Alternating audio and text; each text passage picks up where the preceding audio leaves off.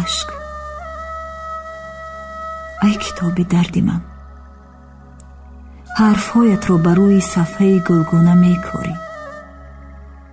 تو ببین پیش ابر آسمان دست بالای و میباری و میباری. پورا پورا دردی سردآمیزی من ابر شد. از تمام لحظه های ناامیدی وای دستاویزی من پافشاری نیو بلکه صبر شد. آه اشک، از همین باریدن تو آفتاب چشم تیره، من به جای هر دو چشمم چار میبینم.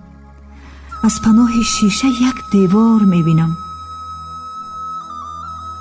دوی دیگر اینک است، شام و روزی من یک است. از تو گرچه سرسبک از باری دردم، سر به بالینی نمون شب در نبردم. کهربای رنگی زردم. آه اشک، کو همون یک خوشچین کو بچینند دانه ها رو از مسیر خیرمنی این گونه ها.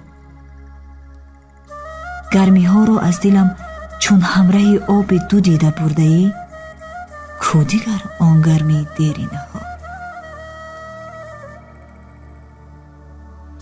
آه اشک،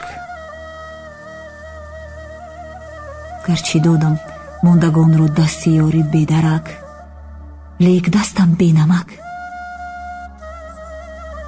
قطره های روی کف باریده تو گرچه شورند، ناسپاسان آه کورند. اشک، سر حساب درد من تو ببر ببر. دانه هایت رو بروی صفحه گلگونه کار بار بار. ای علم تیزم بریز، ای ستم بیزم بریز. گر نمیخواهی زیغم ریزم بریز.